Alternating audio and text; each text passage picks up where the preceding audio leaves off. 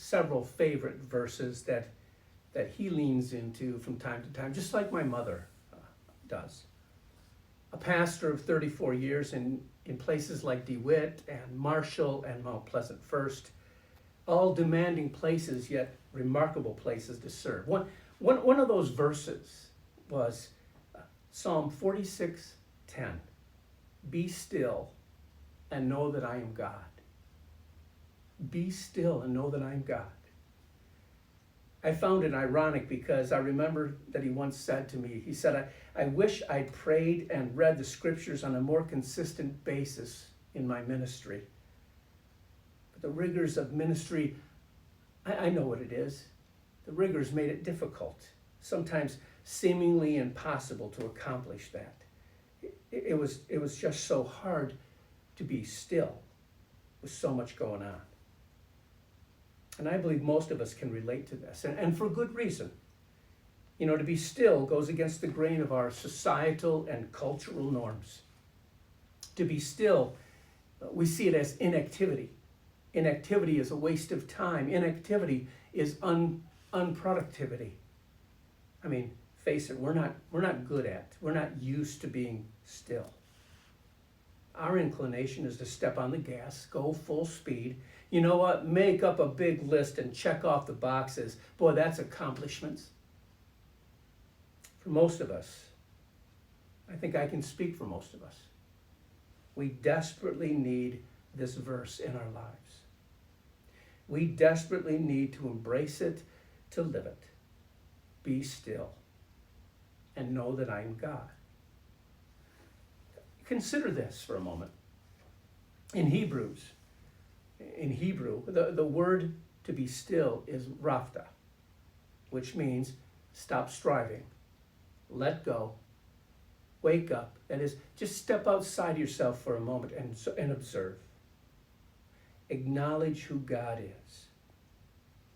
To be still is to wake up, is a wake-up call to be in awe.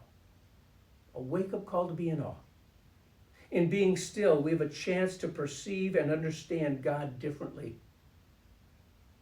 in this world that we live, in our striving to survive and attain and accumulate, in the day-to-day battle of life, in the push and shove to carve out space for ourselves. How easy it is to lose sight of what is really important, to lose sight of what's real and of what is of value. And so be still. Carve out time to be still. And here's why. When we are still, we begin to loosen our grip and consider God's leading in our lives. When we are still, what we've always trusted, it begins to shift in us. You know, we begin to trust God more than things. When we are still, his whispers are heard. And the better we recognize God's activity in life and in our own lives. When we are still, peace is found. When we are still, the smaller our issues become and the bigger that God appears. Be still.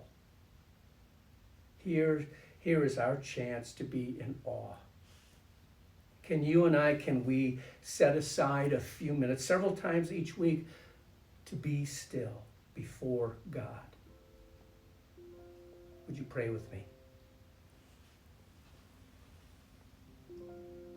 Many of us have time on our hands.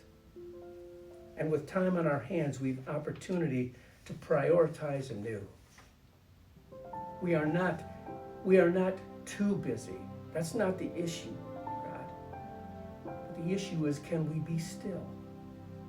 Can we carve out time to be still, to stop striving, and to truly acknowledge who you are? This Psalm 46 that we've been talking about, God, it speaks of you. You are our true north. You are our refuge. You are strong. You are present.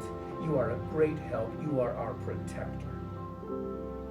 But we will struggle to ever recognize this of you unless we can create stillness in these minds and hearts of ours.